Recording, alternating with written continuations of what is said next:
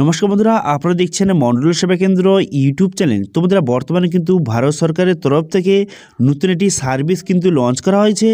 সেই সার্ভিসটা কিন্তু সমস্ত মোবাইল কিন্তু অবশ্যই থাকা দরকার, এবং সেই সার্ভিসের মাধ্যমে আপনি অবশ্যই আপনার মোবাইলের সমস্ত ডিটেলস কিন্তু চেক করে নেবেন, নাহলে কিন্তু পরবর্তীকালে অনেক বড় রকমের কিন্তু সমস্যা আপনি পড়তে পারেন।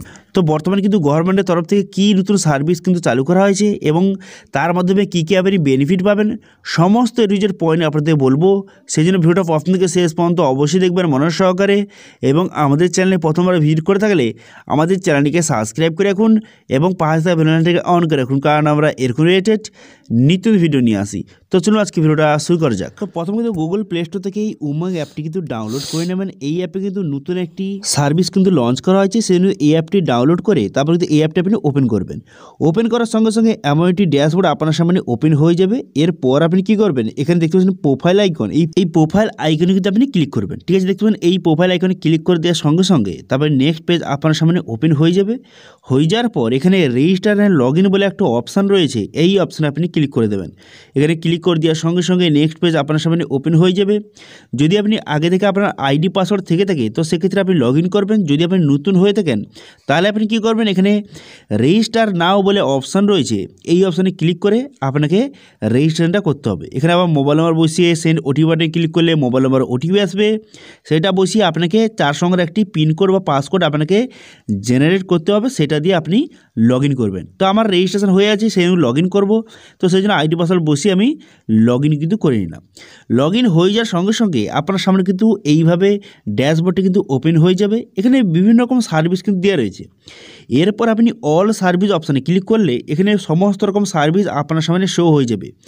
এরপর আপনি এখানে কী সার্চ করবেন, এখানে প্রথম সার্চ করবেন যে বর্তমানে এখানে একটি সার্ভিস কিন্তু যুক্ত করা হয়েছে, সেটার নাম হচ্ছে সঞ্চার সাথী। এখানে কিন্তু আপনি সার্চ করবেন যে সঞ্চার সাথী লিখে সার্চ করবেন।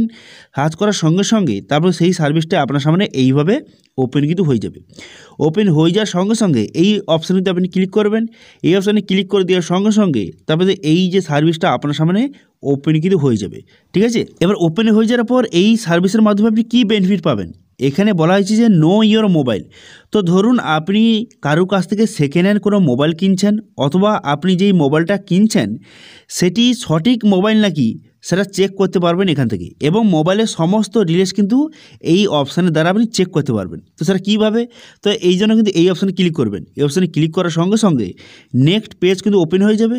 এবার দেখতে পাচ্ছেন যে আইএমই নাম্বার আপনাকে বসাতে হবে। তো তারপর কি করবেন, আপনি যেই মোবাইলের ডিটেলসটা চেক করতে চান সেই মোবাইল থেকে আপনাকে একটি জিনিস টাইপ করতে হবে। তো কী টাইপ করবেন, তো প্রথম কিন্তু আপনি যে কল পেটে সেখানে যাবেন, যাওয়ার পর থেকে সেখানে টাইপ করবেন যে *#06, তারপরে হ্যাজ আপনি টাইপ করবেন। ঠিক আছে, হ্যাজ টাইপ করার সঙ্গে সঙ্গে তারপর কিন্তু আপনার সামনে যে আইএমই নাম্বার কিন্তু আপনার সামনে শো কিন্তু হয়ে যাবে। দেখতে পাচ্ছেন আই নাম্বার কিন্তু শো হয়ে গেল।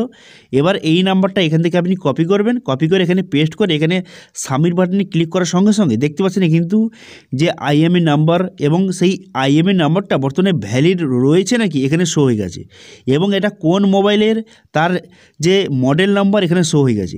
তো এক্ষেত্রে আবার সুবিধাটা কী হয়, তো অনেকে কী করে যে মোবাইলের কিন্তু বাইরের যে মোবাইলটা আলাদা, কিন্তু মোবাইলের ভিতরে যে পার্স সেটা কিন্তু অন্য মোবাইলে লাগিয়ে দিয়ে অনেকে বিক্রি কিন্তু করে দেয়।